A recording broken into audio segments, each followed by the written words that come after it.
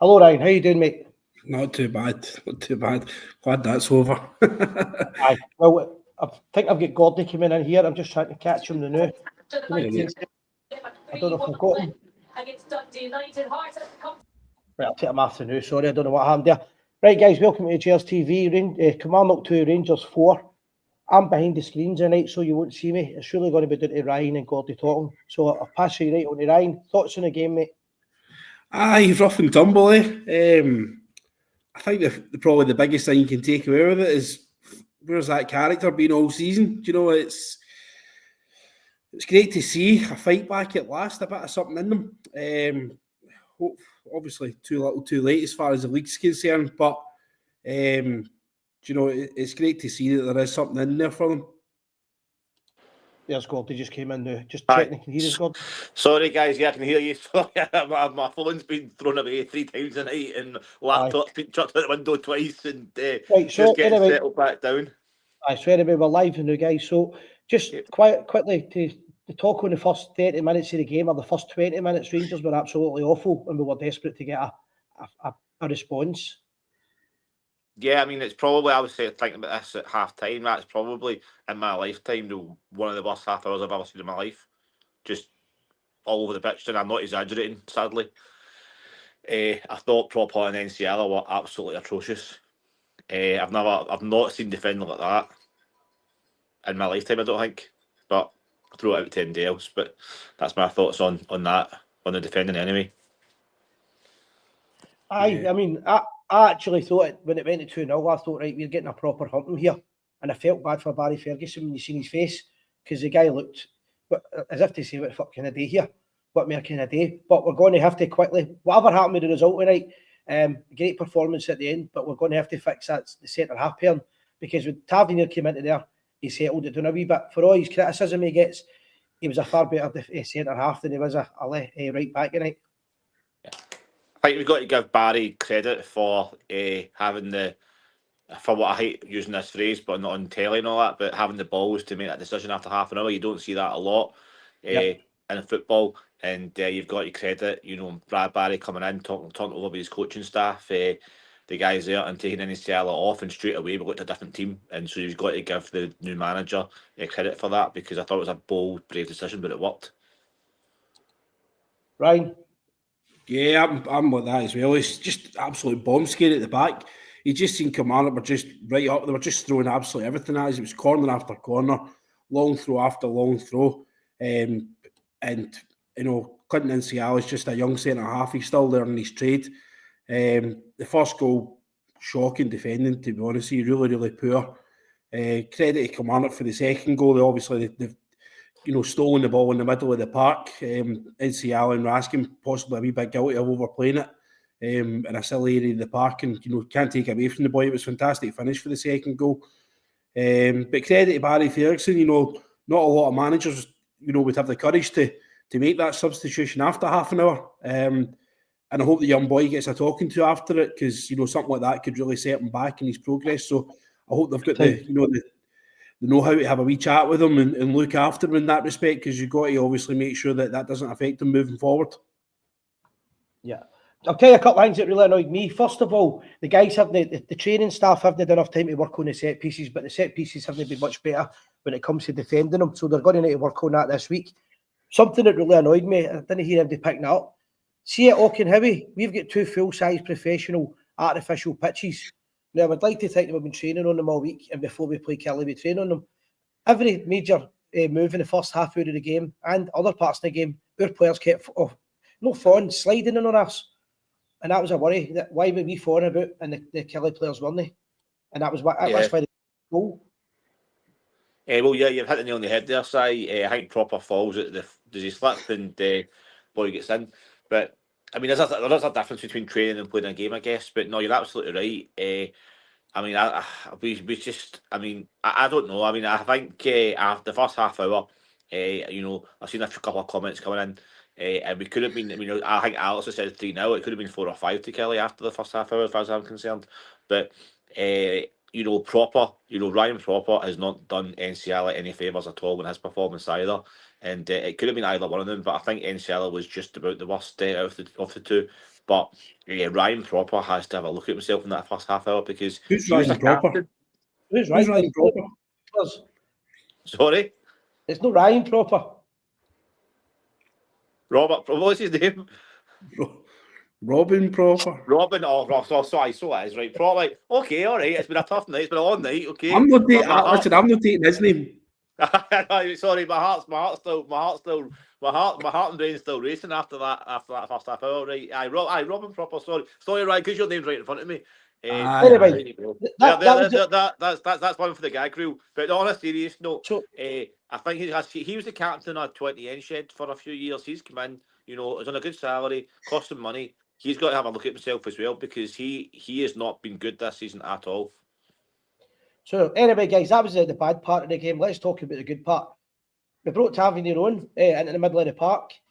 Yilmaz, I think, is a better defender anyway, came on and put a good shift in. And Rangers started to get a bit of shape and a bit of passion. It started to look like the Rangers of old. And it was some really good football at that point.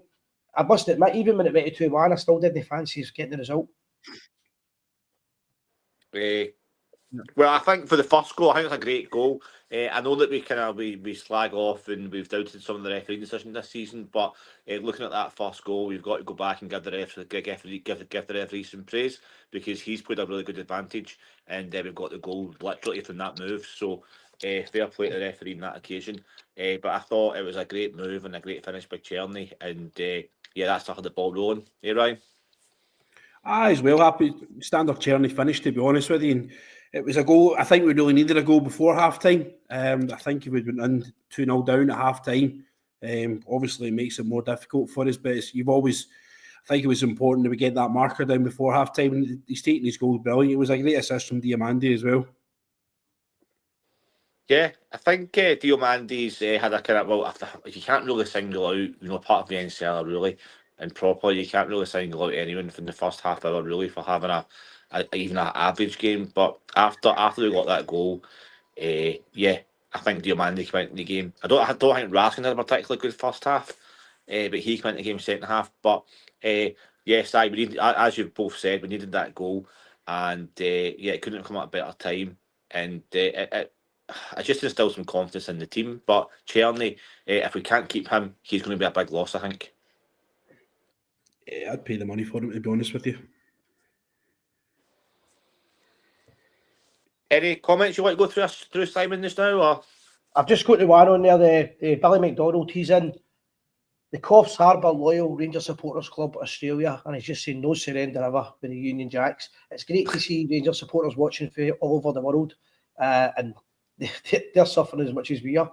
Look out for my daughter. Billy, my daughter's going to be doing a wee tour of Australia. She's going there for a year, and I'll give you a shout if she goes to when it's Coffs Harbour, where's that? I don't know. Anyway, somewhere in Australia. Somewhere in Australia. But good to see different people comment from different parts of the world. Yeah, guys, because you can't see me, I'm going to kind of stay out the chat, just That's because okay. I'm operating here. Because you don't see me, you don't know when I'm talking or not.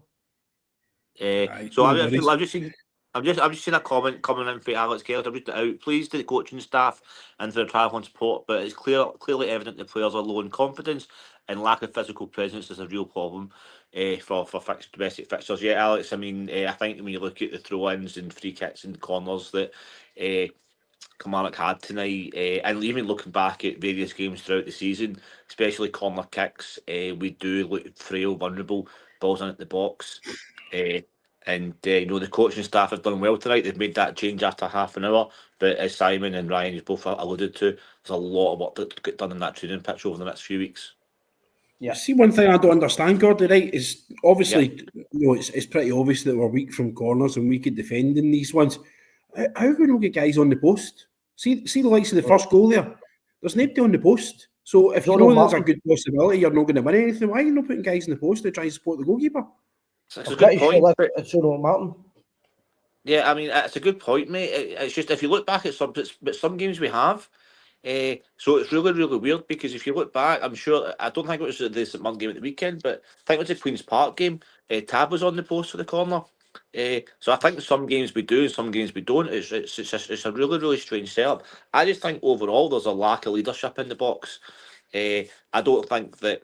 I think we miss. I think we look a little bit better when Souttar's playing. If I'm going to be honest. Yep. But I just think there's a lack of organisation, and there's a lack of like a command. And even the keeper doesn't really come for crosses. So I think overall there's a lack of organisation sometimes, and we really that when Soutar or Balaguer are not playing, either one of them, we miss that commanding, dominating figure. Yeah, I think we're really going to miss Soutar. If we go out to Fenerbahce, I think Dzeko's going to have a field day, to be honest with you. So we really need Soutar. We really honestly need Soutar back for that physical presence, because Dzeko could cause us a lot of damage out there. So we'll see. We'll see. Remind me of the second goal. It's not coming out of my head. Oh, the corner came from the corner kick, didn't it? I know, Ryan. I know. That's probably why you haven't remembered that, because it's not one of these things you expect.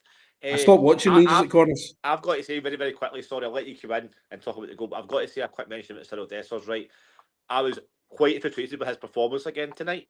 He missed a couple of chances, which is the par for the course. But I've got to say that he found the space really, really well, and I was really pleased for the big fella to get that goal. But on you go, Ryan. No, it was great to see, to be honest. You obviously we've spoken at length about not scoring from corners and not even really even troubling goalkeepers from corners. So it's refreshing to see us actually get a goal from one. The big man is what the big man is. He was, I don't think he touched the ball for the first half an hour. And he's walked away with the Rangers TV man of the match tonight, which is mental, to be honest with you. But I think that's just Dessers in a nutshell. I think that's just a typical Cyril Dessers performance tonight. He's nowhere for ages. He misses his couple of chances. He said an assist for an assist, if you like. He's a goal involvement for the fourth one. He's obviously scored the two. The third goal's a fantastic goal without jumping too far ahead. But it was great to see. I thought he took his goal fantastic for the corner, and obviously right in front of our fans as well. And I thought it was great. I thought our fans had a great night tonight. They were in full voice, especially towards the end. So I'm pleased for them more than anybody else, to be honest with you, because the travelling support especially have had to suffer this season with all the away form that's been going on. Yeah, I'm just reading a comment here.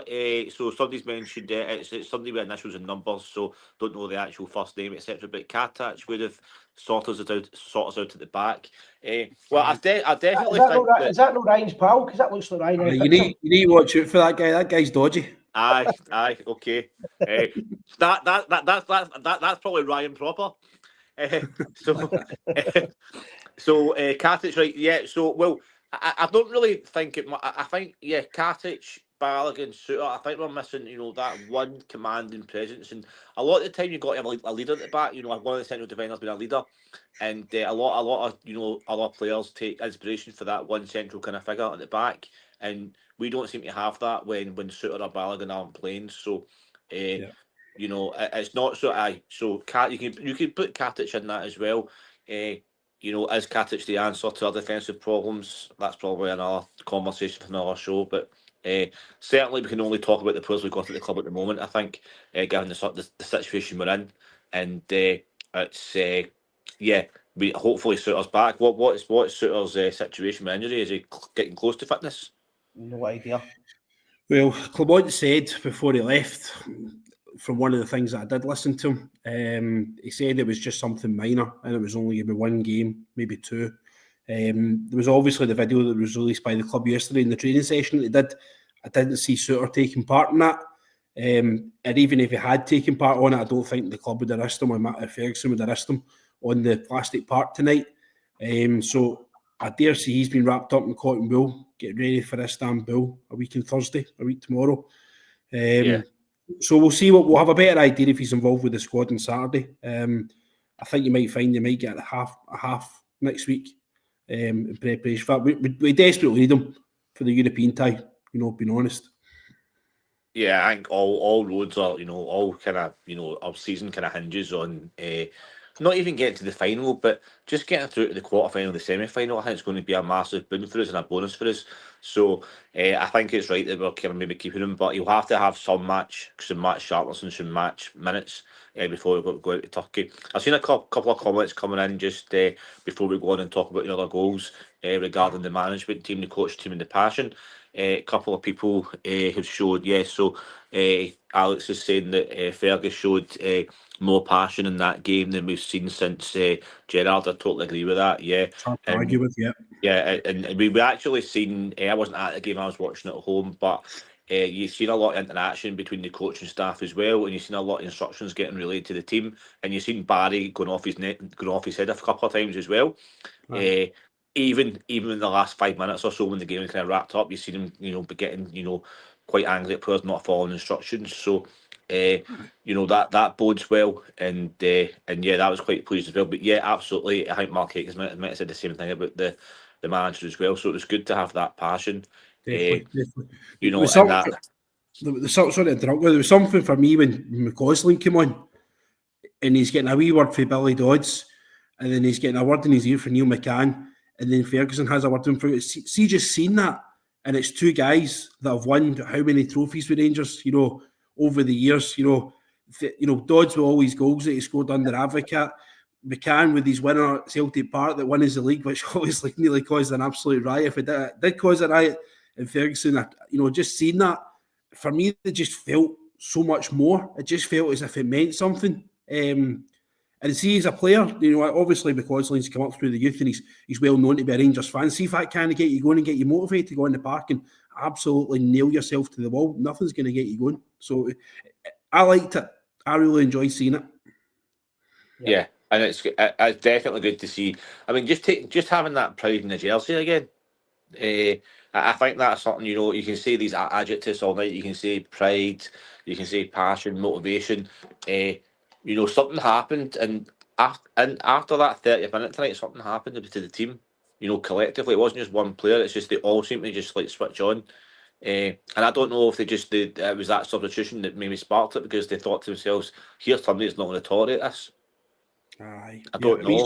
It's maybe it wasn't that. Maybe it was just a natural thing because Kilmarnock, played really well for half an hour, then they tire out or whatever. But I actually think it is to do with seeing that sub getting made, and then the players having a look at themselves, because any player could get taken off at that 30 minutes. To be honest, it feels different, Gordy. Already it feels different.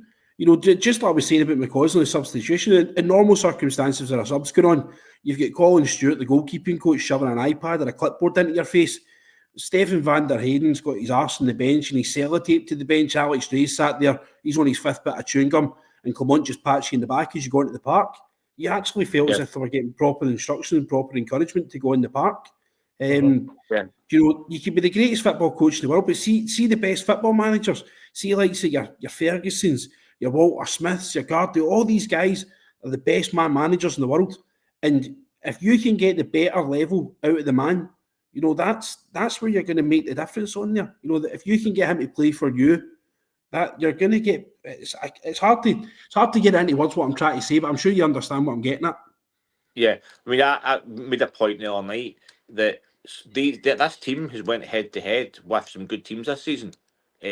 Celtic twice, Spurs, Man United, Nice away from home, Malmo away from home, Olympiacos away from home, all good teams, right? And so I don't think that I don't think for 1 second that it's been a lack of talent. Sometimes it's been a lack of a lack of tactical knowledge with the way the Scottish team play. But yeah, I think it's been a lack of man management and a lack of motivation for a lot of these games. And that was back tonight. Well, after half an hour anyway, and that was great to see. And I'll just bring you back in quickly, mate. After half an hour, you've been a good point, even getting that first goal on. Even then, you probably thought to yourself, "Well, are we going to get something out of this game?" But yeah, fair play to them, and the coaching staff need to take a big pat on the back for that tonight. I've also changed my mind, because when we got the second goal, when we went to 2 each, I had no doubt we were going to go and win it. But because I could see the passion in the players, I could see all of a sudden they had a bit of pace in them and a bit of fitness. And see the last 10 minutes, we usually our arse. I'm watching Jeffrey trying to get back wing and everything. I'm watching players with so much better, the confidence and the passion seem to carry them through, whereas normally they're heads down and they can't motivate themselves. I didn't see that. I thought they were all playing for the badge at the end of the game, and the manager, by the looks of it. So Alex has kindly shared with us there. Just obviously we were not watching it and not using it that right now, but Ferguson's been interviewed by Sky. He's basically saying, "List, if you don't have the heart to play for Rangers, well, if you want to play for Rangers, then you need to go out and prove it, and you need to meet the standards." So that's good to hear. You know, how often did you hear Clement saying the same things about finding solutions and 3 months to give us 3 months time or better than 3 months, all that kind of stuff. I think the players have to get told, and they're getting told by people like Barry Ferguson and Neil McCann, if you want to play for this club, then you need to earn it. And I think that's the message that Barry Ferguson seems to be giving out tonight. Aye. And I certainly think that he's whatever MD thinks of Barry Ferguson, I think he's said the right things so far since he's been back in, he's been put in the job. He's only had one day to train them. Yeah, I mean, Monday was a bit of a kind of, circus with, meetings and contracts and stuff like that. So you're right, Tuesday's really the day he's got to meet the players, really. And then Wednesday's game day, so... Because the big thing that frustrated me, guys, the most, is see when we were really under pressure, because Kilmarnock played well the first 20 minutes at least, probably the first half, to be fair. But see, every time we were under pressure, the pass back to the goalkeeper again, and it was constant the whole match. You can't blame the management for that, because they've not done enough time to drill that out of them, because it's certainly been drilled out of them. Yeah, and just getting back to the game, so third goal, I know we touched on it, but I thought there was an absolutely... Dessers is like, honestly, you spend the first half hating him, then you spend the second half loving him, and it's chalk and cheese like different parts of the game. And what I've got to say is a great finish actually, and half volley, bottom corner, keeper no chance, and that's what he's got in his locker sometimes, Dessers, and it's brilliant. It's frustrating, but at the same time it's brilliant, and it's as much as I smile now. His two finishes in the first half were awful, but see his finish for that, the volley was outstanding. I think he's now on 25 of the season or something ridiculous now. Like it's unreal. I'm starting to get a little bit concerned about Eagleman's form. I know he's trying to put himself about a little bit, and he had a good shot in the first half. That was kind of only decent play in the first half, but I think that's been a few weeks now he's not scored, and I don't know if he's maybe just needing maybe a rest or something, but don't know what your thoughts are on Eagleman, but certainly I'm starting to get a little bit concerned about his form. I would say the answer to that is if Danilo is match fit next week, it's time to get Danilo back to the team and give him a rest. Yeah, I thought the wee man had a good game tonight. I thought he was really busy. Ryan, don't get me wrong. That's what I'm saying. Like, I'm not saying he played particularly poorly or particularly badly. He just seemed to be. I don't know. He put himself about a little bit as well. But again, I'm maybe having what you had a minute ago, but put into words properly. But I just think the last few weeks there's been a little bit of a downturn. I'm not saying he played badly tonight. I thought he did. He worked hard. He put himself about the place. But I just like to see him get back in the goal trail. Right. See the third goal tonight. Right. Watch where Eagleman is on the park to create a run to create the space for Dessers to score the third goal. The amount of running the wee guy does, and he causes probably pull. See the amount of you see him getting the ball here, getting the ball up. Where's he going? Why is he over there? He's pulling players out of position all over the place and creating goal and creating space for Dessers all the time. And if you probably have a look at where I'm now, I haven't watched it back, and I probably don't need to watch it back to know that he's probably through a run created the space for Dessers to find the space to score. So yeah, and as I say, I'll just reiterate, mate, that I'm not by any means saying he's playing badly. I'm just saying that he's just in my opinion that so I think personally in the last 3 or 4 weeks there's been a slight downturn. But I still think he's still got lots. He's still playing. As I say, he's not playing particularly badly. I wouldn't say I just think that he's maybe. I don't know if it's time to give him a little rest for a week and then bring him back for Turkey or whatever. But I just think that there's, in my opinion only, in the last few weeks, there's been an ever so slight downturn in his form. But you can say that about most of the team, to be fair. Yeah. To be honest with you, I wouldn't be against playing a reserve team Saturday and getting ourselves ready for this stand-up. Yeah. I wouldn't be against playing a lot of cup game. Aye. Yeah, I mean, Galatasaray, I think they're playing tomorrow night, actually, then Sunday, and then they're playing us on Thursday. So we could, if you say, but then, do we accept that at Rangers when we maybe don't win against Motherwell at home, or back to the same old issue with not beating these teams? So I can't see us playing. I personally, I would say I'd agree with you, Ryan, but I just think that I don't think that will happen. But I certainly see the positives and an idea like that. By the way, something else I want to quickly comment on.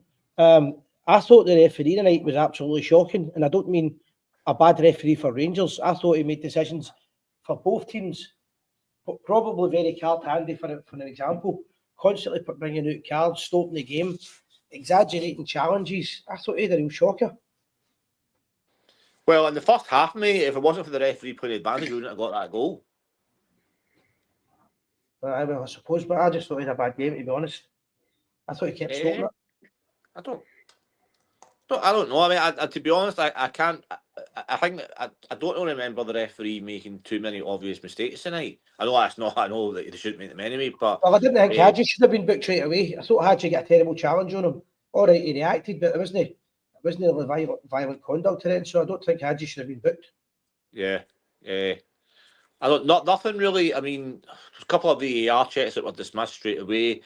I don't think he's missed anything blatant. I don't know. I just think that, I mean, if you go back and watch the first goal, I mean, he does play that advantage, and if he doesn't play that advantage and we don't score, then we might not get back into the game. I'm not saying we wouldn't have, but we might not have. But I don't know, mate. I'd have to go back. I didn't notice the referee having a particularly bad game, but then again, you know, when you're 2-0 down and, you know, you're playing horrific like that for the first half hour, then I don't know. You don't really notice anything else, but don't know. See, the one thing I would say, Si, is that although the referee, obviously, there's criticism for him, see VAR needs to poke its nose out of the football. Like, what I mean is, like, every 2 minutes, there's a VAR check, there's a VAR check, there's a VAR check, there's a VAR check. VAR's there to correct the referee if the referee makes a clear and obvious error. Let the guy referee the game. It's like, Butland did a good save for the boy at centre half, and it's like, oh, they're checking VAR because Cherry had a high foot. Cherry gets the full contact and the ball and puts the ball up the park. Like, that's never a high. I mean, if you need to check that as a high foot, you need your eyes tested, because that was about knee height. But it feels constantly as if there's, like, always seems to be, like, trying to cause drama no matter what and trying to justify themselves. VAR's there, like, mate, listen, you've made an arse of this, you've sent the wrong guy off, mate, you've made a mistake, you were on the wrong angle, but the guy actually handballed it before he went into the box. Like, it just needs to be less involved in the football. It's ruining the game. Yeah, Alex is asking, did anybody notice the change in the team tonight, the change in the shape? I thought it was the same shape for the first 20 minutes, and then it changed. I don't really notice it. I would need to be at the game, to be honest with you, to kind of notice any kind of real positive things with the shape. I didn't, because I wasn't there, I couldn't really comment on that. I think maybe the midfielders played a bit more further forward after half an hour. I think I'm certainly, I don't know about the shape as much, but Diamande seemed to get a lot more involved in the game. So I don't know if he was pushed a little bit further forward. You know, Eagleman might, as you said, Ryan, Eagleman might have played a little bit deeper tonight to make those runs to create space for Dessers up front. So those will, then obviously they changed at the back after NCL was brought off. Then, you know, the obvious ones where Tab goes to central defence and Vidvan comes on. But yeah, Alex, if you've noticed anything particular, please let us know, because you're probably going to enlighten us here, hopefully. There could have been 10 penalties tonight for holding in the box.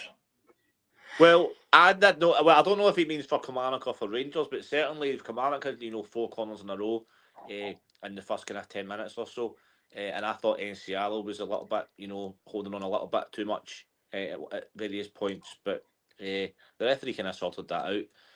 So again, NCL was kind of, he's beer hugging his defence, his striker at one point, but I think VAR did a little check. I didn't really see any obvious penalties tonight, although I could be wrong.